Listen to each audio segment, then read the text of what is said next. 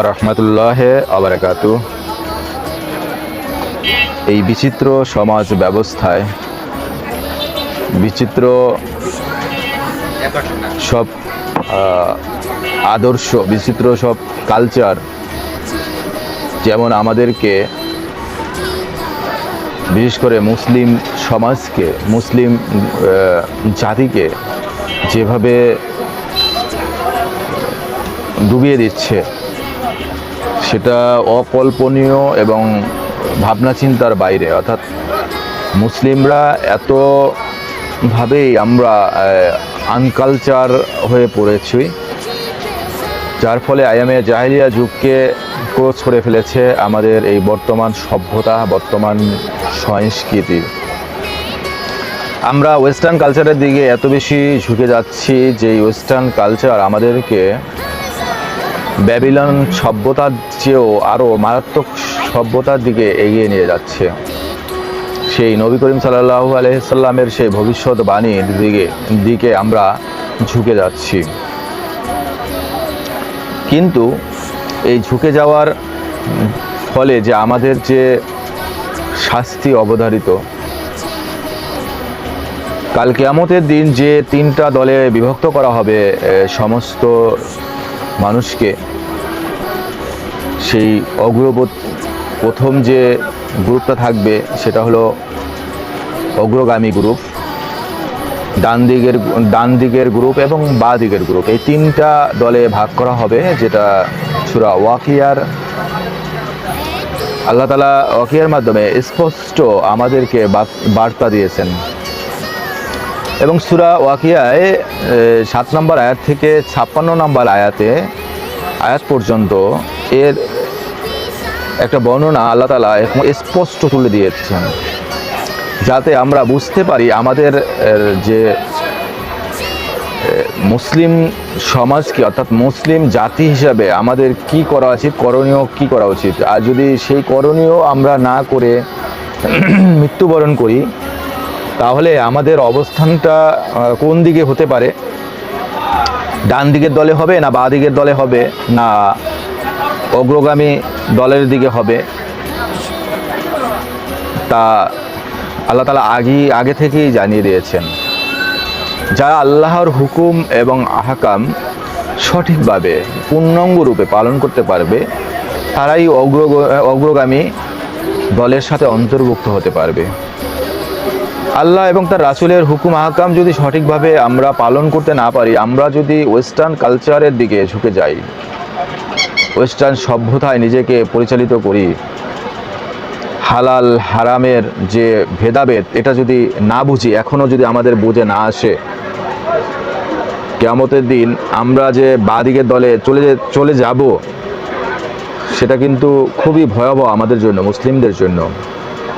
আমরা কেউই বাঁ দিকের দলে যেতে চাই না, আমরা সবাই ডান দিকের দল অথবা অগ্রবর্তী যে দলটা আছে তার অন্তর্ভুক্ত হতে চাই।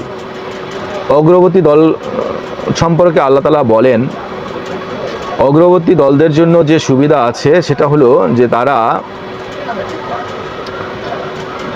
বিশাল আরশের ছায়ার ভিতরে তারা থাকবে, যেখানে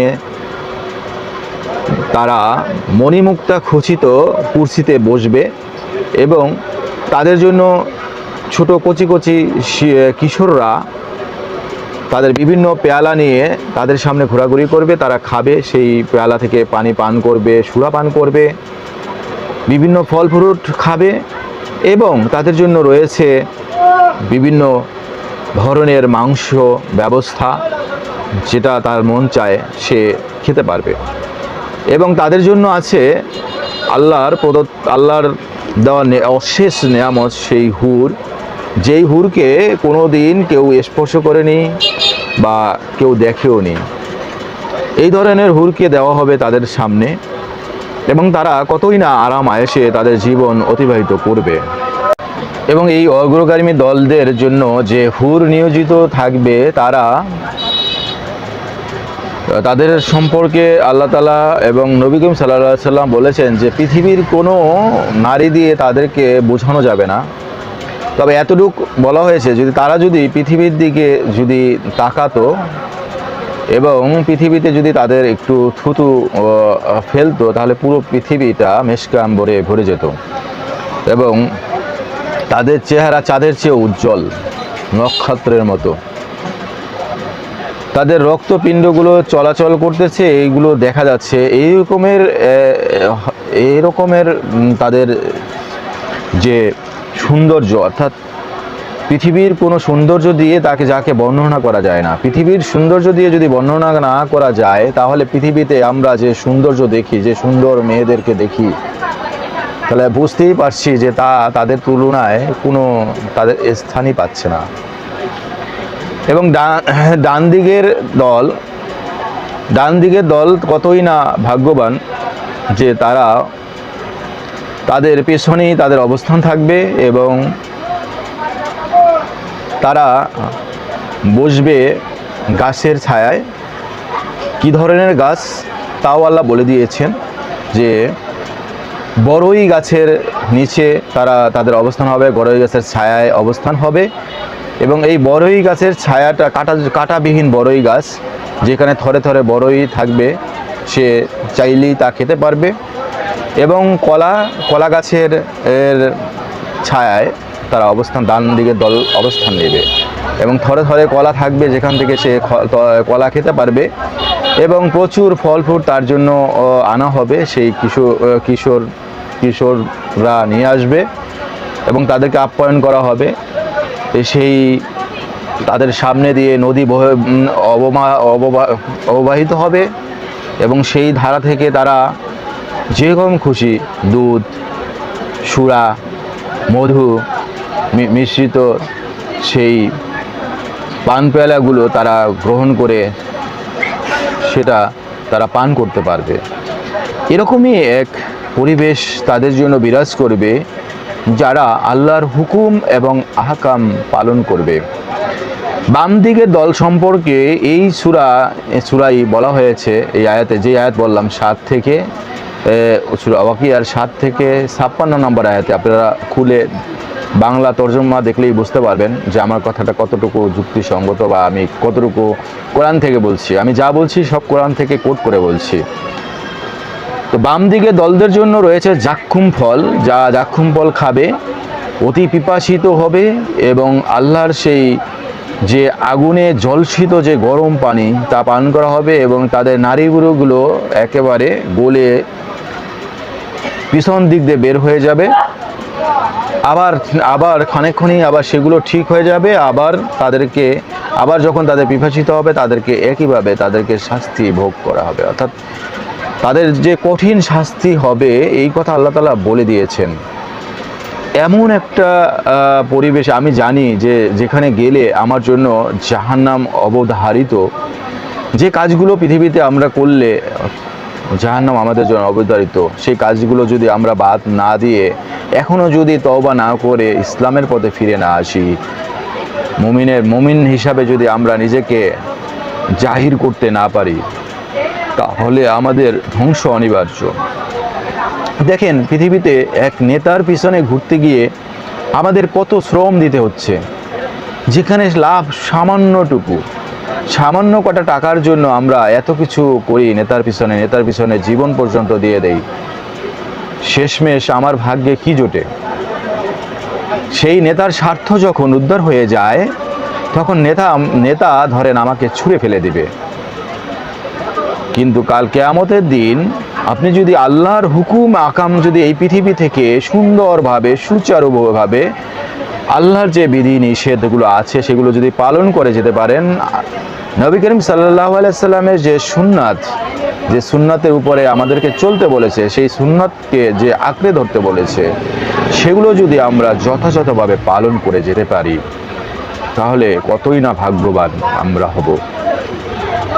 সামান্য পৃথিবী যেটাকে আল্লাহ তাআলা যেটাকে বুঝিয়েছেন, নবী করিম সাল্লাল্লাহু আলাইহি সাল্লাম যেভাবে আমাদেরকে বুঝিয়েছেন যে এটা 2 আঙ্গুলের সময়ের মতো, অর্থাৎ পৃথিবীটার বয়স এখন আছে 2 আঙ্গুলের মধ্যে, 2 আঙ্গুলের ফাঁকে যতটুকু দেখা যায় এতটুকু সময় বাকি আছে পৃথিবীর।